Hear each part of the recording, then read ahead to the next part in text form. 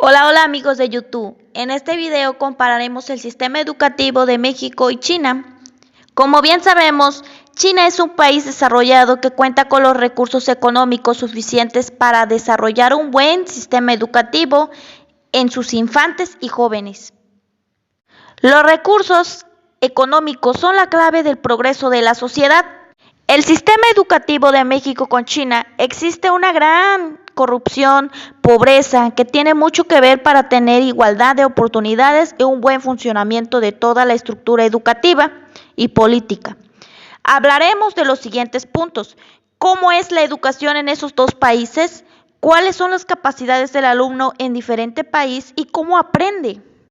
Es indispensable reconocer la dificultad de propugnar y cristalizar reformas institucionales de una sociedad que carece de niveles escolares satisfactorios. En esta etapa se destacará el desarrollo que asemejan al sistema educativo de México y China por el crecimiento económico, político y social. La educación como precondición del desarrollo no puede disociarse de lo político. Veamos lo siguiente.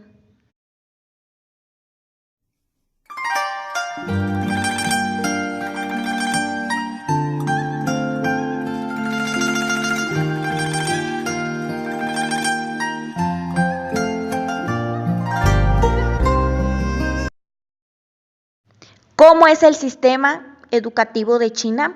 China estipula 9 años de enseñanza obligatoria. Dispone un sistema de educación preescolar conformado por guarderías infantiles, luego impartida en las escuelas secundarias, superiores, comunes y en escuelas vocacionales, así como la enseñanza superior.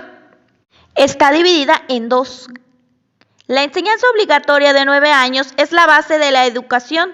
Ha implantado en todas las zonas urbanas y rurales de educación obligatoria y gratuita. Enseñanza no obligatoria. Ha experimentado también una perfección constante. China aplica el régimen de becas y subsidios de estudio para garantizar el derecho de cada adolescente a recibir educación.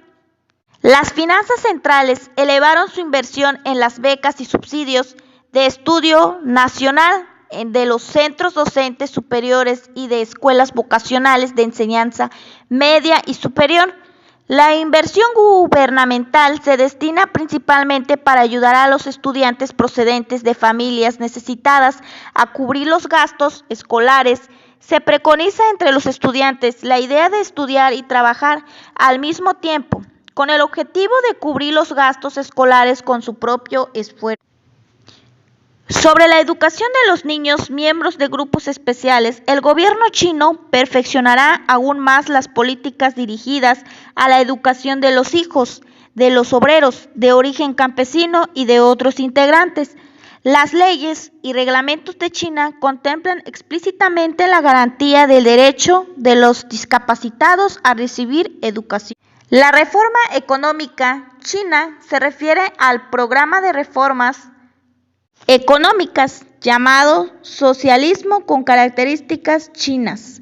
En la República Popular China se anunció en diciembre de 1978 por los reformistas.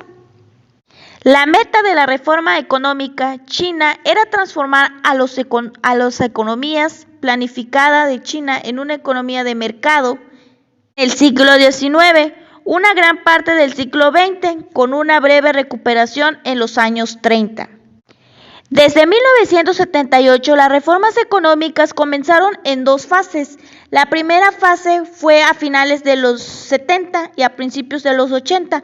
Involucraba la descolectivización de la agricultura. La segunda fase de la reforma a finales de los 80 y 90 involucraba la privatización y contratación de la mayor parte de la industria enfatizada y el levantamiento del control de precios, las políticas proteccionistas y regulaciones.